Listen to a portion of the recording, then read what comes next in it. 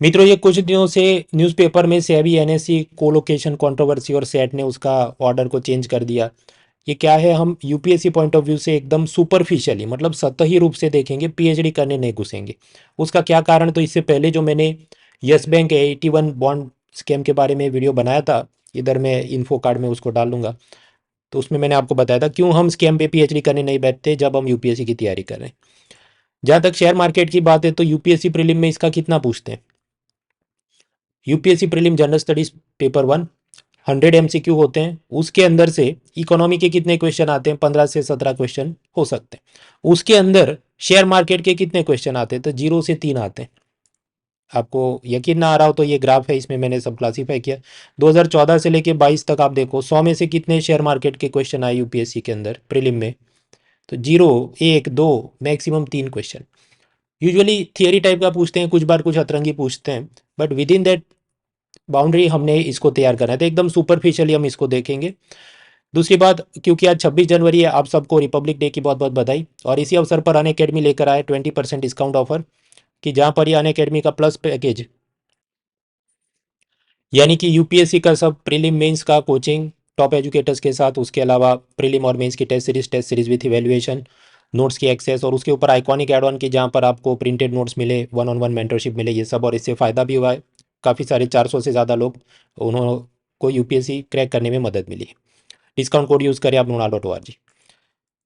अब जो आज का टॉपिक है, इसमें हमको 4-5 मुद्दे समझने हैं। फाइनेंशियल मार्केट के प्रकार क्या हैं, स्टॉक एक्सचेंज क्या होता है, आल्गो ट्रेडिंग क्या होता है, एनएससी कोलोकेशन वाला स्कैम क्या हुआ, और इस सेबी ने क्या जजमेंट दिया, और फिर सेट ने क्या जजमेंट दिया, क्यों कंट्रोवर्सी। हो सकता है आप में से कुछ लोग इस चैनल को काफ़ी टाइम से फॉलो कर रहे हैं, तो इनमें से कुछ टॉपिक आपको ऑलरेडी पता होंगे। तो मैं ये वीडियो में ही टाइम स्टैम्प डाल रहा हूँ, उस हिसाब से आपको जो नहीं पता उतने वाला आप जंप मार के सीधा देख लेना। तो सबसे पहले types of financial market, let me zoom in. Finance का मतलब क्या है, वित्त। आपको कोई भी बिजनेस शुरू करना है, उसको एक्सपांड करना है, उसके लिए पैसा चाहिए, तो आप फाइनेंस लाएंगे, और उसका जो बाजार होगा उसको क्या है, फाइनेंशियल मार्केट, वित्तीय बाजार। अब यहाँ पर आपको 1 साल से कम के लिए पैसा चाहिए, तो आप जाएंगे मनी मार्केट में। मनी मार्केट के अंदर आप अपने इंस्ट्रूमेंट इशू करेंगे, सरकार होगी तो treasury bill, cash management bill, company होगी तो अपने जो भी कमर्शियल पेपर, प्रोमिसरी नोट्स, ऐसी सब अलग अलग इंस्ट्रूमेंट इशू करते हैं। जो 1 साल से कम के लिए उनको पैसा चाहिए तो ऐसा इंस्ट्रूमेंट इशू करते हैं। दूसरा, अगर 1 साल या उससे ज़्यादा के लिए पैसा चाहिए तो आप जाएंगे कैपिटल मार्केट, पूंजी बाजार। अब उसके अंदर भी फर्स्ट टाइम जब कोई शेयर या बॉन्ड इशू किया जाता है, तो उस चीज़ को हम कहते हैं प्राइमरी मार्केट में इशू किया गया। जैसे शेयर्स होते हैं तो उसका इनिशियल पब्लिक ऑफर आता है, आईपीओ। तब ऐसा सोचो कि आप एक ब्रांड न्यू कार परचेज करने जा रहे हो, दैट इज प्राइमरी मार्केट। फिर किसी इन्वेस्टर ने वो गाड़ी खरीदी, कुछ साल बाद वो उसको बेचना चाहता है, तो रीसेल करना है, यूज्ड कार का रीसेल करोगे, उसे अब क्या कहोगे, सेकेंडरी मार्केट। तो ये हुआ सेकेंडरी मार्केट, जहाँ पर इन्वेस्टर जो ऑलरेडी प्राइमरी मार्केट से कुछ शेयर बॉन्ड खरीद के बैठे हैं, वो उसको वापस किसी और इन्वेस्टर को बेचेंगे, अपना पैसा अनलॉक करेंगे, उससे उनको कुछ और काम करना है, कहीं और इन्वेस्ट करना है, they will use it. So that is secondary market. अब सेकेंडरी मार्केट के अंदर भी हो सकता है कि डिपेंड करता है कौन सा आप इंस्ट्रूमेंट इशू कर रहे हैं। बॉन्ड इशू कर रहे हैं तो डेट मार्केट है, शेयर्स या इक्विटी तो शेयर मार्केट। अब ऐसे जो शेयर्स का बाइंग सेलिंग हो रहा है सेकेंडरी मार्केट में, तो वो जो बाजार है उसको हम क्या कहेंगे, स्टॉक एक्सचेंज। स्टॉक एक्सचेंज क्या है, वो ऐसी चीज़ है कि जहाँ पर इन्वेस्टर जिन्होंने ऑलरेडी शेयर्स खरीद के रखे हैं, वो किसी और को बेचना चाहते हैं, अपना पैसा अनलॉक करना चाहते हैं, ऐसा वो बाजार है। जैसे फेमस हम नाम ले तो बीएसई यानी बॉम्बे स्टॉक एक्सचेंज, और एनएसई यानी नेशनल स्टॉक एक्सचेंज। ये एनएसई के अंदर कोई एक सीईओ थी चित्रा, उसने कुछ स्कैम किया, इसलिए पूरी चीज़ कंट्रोवर्सी में। तो हमने सबसे पहला देखा टाइप ऑफ फाइनेंशियल मार्केट्स। अभी आगे बढ़ते हैं कि स्टॉक एक्सचेंज वो क्या चीज़ है। तो स्टॉक एक्सचेंज मैंने आपको थोड़ा तो बताया, अभी और समझते हैं काम कैसे करता है। अगर आप अमेजोन पे जाओ कि ये पेन ड्राइव खरीदनी है, तो यानी यू आर अ बायर, और आप सेल, सामने कुछ लोग सेल कर रहे होंगे उसको, जैसे एस एन जी क्राफ्ट उसको 299 में सेल कर रहा है, एम एन एम इंटरनेशनल उसको 350 में सेल कर रहा है। तो मतलब जैसे सब्जी बाजार में अलग अलग व्यापारी अपनी सब्जियां बेचते हैं, इसी तरह अमेजोन क्या एक मार्केट प्लेस है जहाँ पर ये सारे सेलर चीज़ों को बेच रहे हैं, और सामने आप खरीदने आए। इसमें ये अमेजोन और जेफ बेजोस का क्या फ़ायदा है, वो ये मार्केट प्लेस चला रहा है, बायर और सेलर को कनेक्ट कर रहा है, तो बीच में उसकी फीस होती है, जो वो सेलर को पैसा देने से पहले उसमें से ले लेगा। तो आप मान ली पेन ड्राइव खरीद रहे हैं 300 रुपये में, हो सकता है सेलर को 290 मिले, क्योंकि अमेजोन 10 रुपये खुद ले लेगा कि मेरी फीस है, मैंने ये तुमको सर्वर और ये सारी फैसिलिटी जो दी। सिमिलरली ये Bombay stock exchange, national stock exchange, ये क्या करते हैं, ये शेयर्स के बायर और सेलर्स को कनेक्ट करते हैं। उसके वास्ते उन्होंने एक प्लेटफॉर्म प्रोवाइड किया कि जैसे ये देखो यहाँ पर HDFC बैंक का शेयर बिक रहा है। अब यहाँ पर देखो बायर्स ने दाव लगाए, एक बायर ने ऐसा लिखा होगा कि मुझे एक शेयर खरीदना है, माफ़ कीजिए 6 शेयर्स खरीदने हैं और 1230 रुपये और 95 पैसे में दूंगा। फिर 4 लोग ऐसे थे जिनको इतने सारे शेयर खरीदने थे और उन्होंने 1231 का भाव लगाया। So they are waiting to buy at this price. और सामने कुछ सेलर्स होंगे जिनके पास ऑलरेडी HDFC बैंक के शेयर है, तो उन्होंने सेल का सब ऑर्डर रखा है कि मैं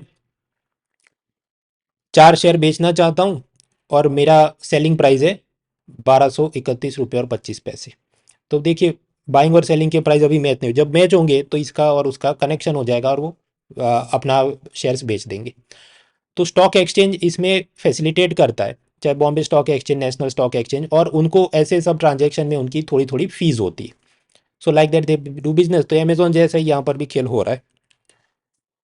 अब यहाँ पर अलग अलग कंपनियों के शेयर के प्राइस ऊपर जा रहे हैं, नीचे जा रहे हैं, उसका एक जनरल अंदाजा हमको कैसे मिले, तो उसके लिए ये लोग अपने सूचकांक यानी इंडेक्स निकालते हैं। जैसे बॉम्बे स्टॉक एक्सचेंज का सेंसेक्स है, NSE का निफ्टी है, उसके बारे में अलग से पढ़ेंगे, लेकिन मैंने आपको वर्ड्स बताया कि हाँ ऐसे उनके इंडिकेटर होते हैं, उसको देख के, वो ग्राफ देख के आपको पता चले अच्छा शेयर्स के बाय जनरल रूप से ऊपर जा रहे हैं या नीचे जा रहे हैं।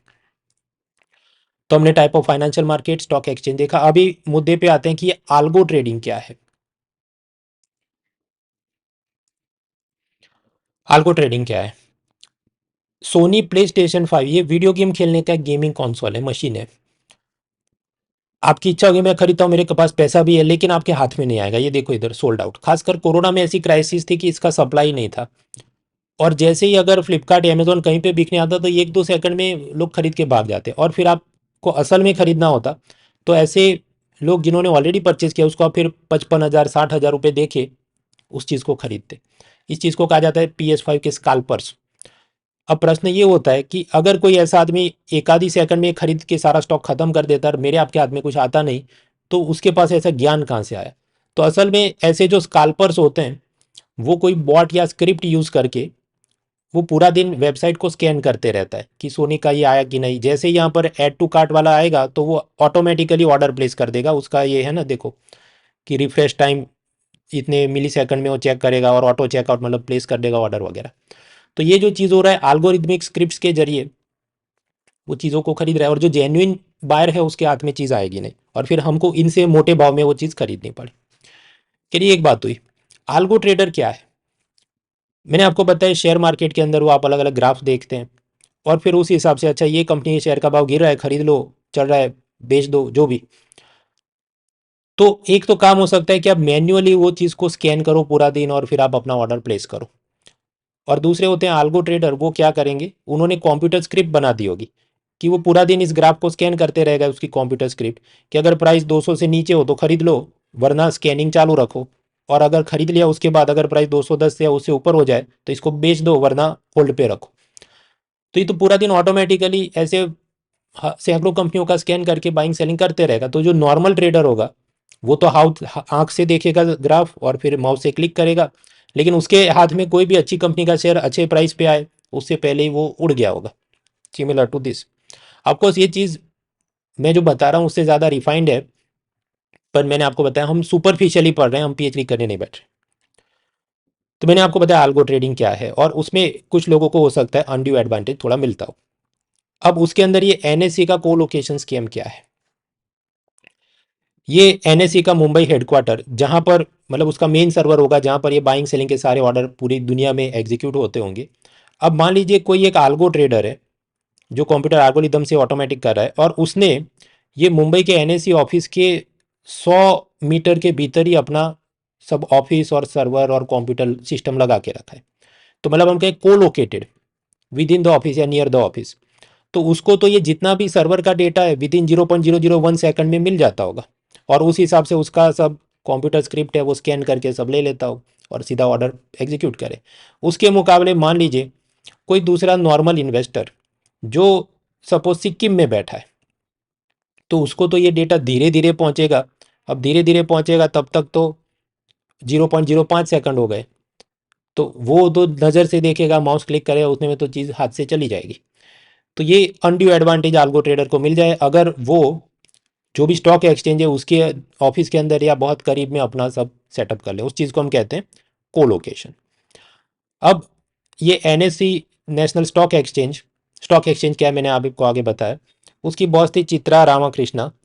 उस पर यह आरोप है कि उसने कुछ आल्गो ट्रेडर से रिश्वत लेके उनको अपनी ये एनएससी ऑफिस के बहुत करीब सीधे ब्लैक फाइबर कनेक्शन दे दी, मतलब वाईफाई या ऐसा भी नहीं, सीधा ही वायर ही उसको दे दिया तार की मेन सर्वर में से, और मौज करो। So that is the scam, NSC colocation scam.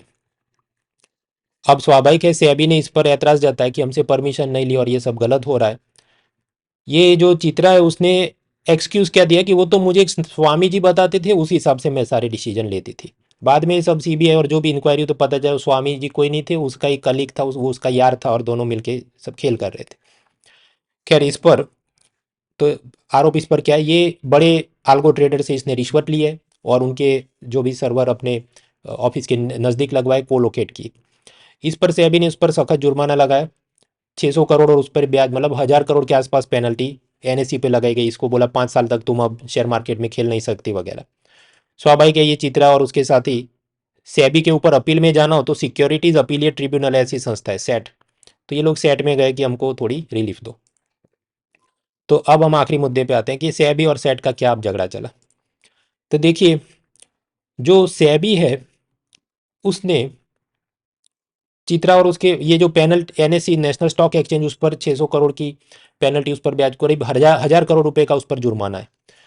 तो सेठ ने बोला नहीं, वो जुर्माना कम कर दो, सिर्फ 100 करोड़ ही रखते हैं, और वो 100 करोड़ की रकम एक investor protection and education fund IPF में आप डाल दो। आप मतलब कौन, नेशनल स्टॉक एक्सचेंज संस्था। दूसरा, ये सेबी ने चित्रा पर 5 साल का बैन लगाया था कि 5 साल तक तुम ये सब शेयर मार्केट और चीज़ों से तुम एसोसिएट नहीं कर सकते। तो उसका जो बैन पीरियड है वो भी सेट ने कम कर दिया कि इसने ऑलरेडी जितने दिन बैन थी उसी को बोलो और अब ये माफ़ है। सेट का आरोप ये है, नाराज़गी ये है कि इसमें गलती सेबी की भी है कि उसने सेबी ने खुद से बराबर जांच नहीं की। उन्होंने पहले एनएससी को बोला कि तुम चेक करो और तुम हमको बताओ, और फिर उस रिपोर्ट के हिसाब से उन्होंने डिसीजन लिए। तो आपको पहले से खुद भी ठीक करना था वगैरह। अब स्वाभाविक है सेबी को मज़ा नहीं आएगा कि सेट ने मेरे ऑर्डर को, मेरी सजाओं को कम करवा दिया। तो सेबी ने अब डिसाइड किया है कि हम लोग सेट के इस निर्णय के खिलाफ सेट के इस निर्णय के खिलाफ हम लोग सुप्रीम कोर्ट में जाएंगे। तो वहाँ पर ये मामला पूरा होता है। अब उसके आगे क्या बॉल बाय बॉल कॉमेंट्री होगी तो वो जब आएगी तो देखेंगे। जो वर्ड एसोसिएशन करने हुए एमसीक्यू के लिए उतना हमने जान लिया, काफ़ी है। बाकी मैंने आपको बताया रिपब्लिक डे की आपको बहुत बहुत शुभकामनाएं, और इस अवसर पर अनअकैडमी का ये डिस्काउंट ऑफर कि जहाँ पर आपको यूपीएससी कोचिंग सब्सक्रिप्शन के प्राइजेस में 20% discount using coupon code moral.org, और उसके ऊपर भी आइकॉनिक एड ऑन ले तो ये सब printed notes, one on one mentorship और बाकी फैसिलिटी दी जाती है। इससे लोगों को फ़ायदा भी हुआ, 400 से ज़्यादा toppers. So take benefit of that if you require. Let's crack it.